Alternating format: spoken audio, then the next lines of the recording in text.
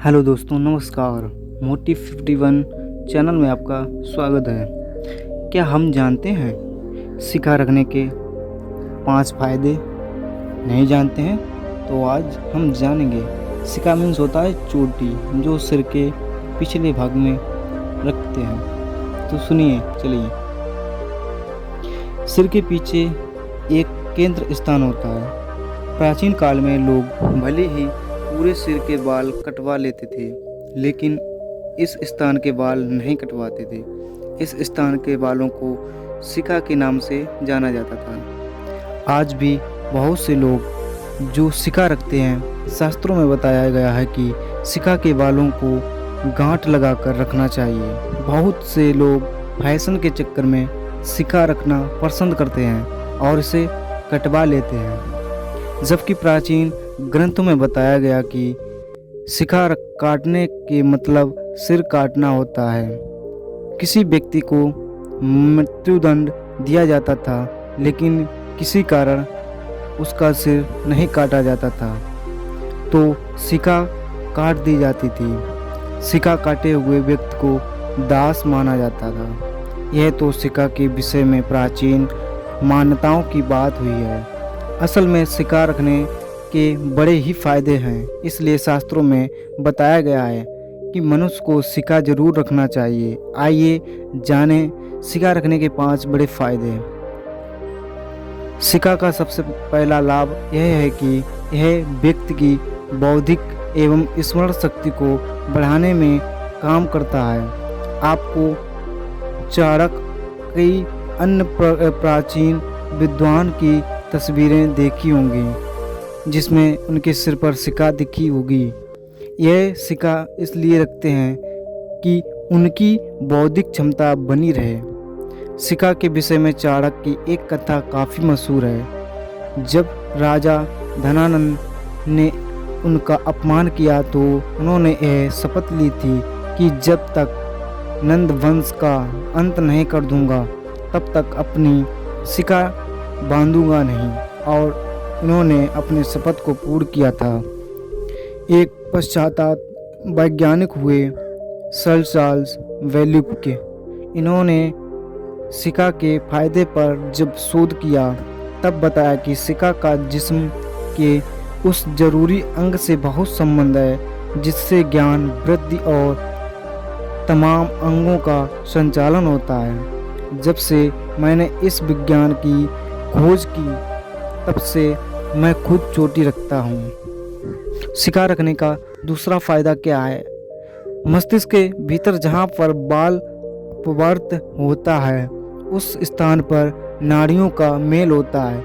इसे अधिपतिमर्म कहा जाता है, यानी यह बहुत ही नाजुक होता है। यहाँ चोटी लगाने पर व्यक्ति की तुरंत मृत्यु हो सकती है। सिक्का इस स्थान के लिए कवच का काम करता है। यह तीव्र सर्दी गर्मी में मर्म स्थान को सुरक्षित रखने के लिए ही चोट लगने से बचाव रखता है। कामेंद्रियों को बलवान बनाने वाला तीसरा फायदा। मस्तिष्क में जहाँ सिक्का स्थान है, वहीं शरीर की सभी नाड़ियों का मेल होता है, इसलिए स्थान का प्रभाव शरीर के सभी अंगों पर होता है। सुषुम्ना के मूल स्थान को मस्तुलिंग कहते हैं। मस्तिष्क के स्थान ज्ञानेंद्रियों यानी कान, नाक, जीभ, आँख आदि का संबंध है, और कामेंद्रियां जैसे हाथ, पैर, गुदा इंद्रियां आदि का संबंध मस्तुलिंग से है। मस्तिष्क का मस्तुलिंग जितने सामर्थ्यवान होते हैं, उतनी ही ज्ञानेंद्रियों और कामेंद्रियों की शक्ति बढ़ती है। सिक्का का यह भी फायदा है कि यह व्यक्ति के मन को भी संयमित रखता है। इसे सिक्का रखने से इस सहस्त्र चक्र को जागृत करने और शरीर वृद्धि का मन पर नियंत्रण रखने में सहायता मिलती है। धार्मिक ग्रंथों के अनुसार सहस्त्र चक्र का आकार गाय के खुर के समान होता है, इसलिए चोटी का आकार भी गाय के खुर के बराबर ही रखा जाता है।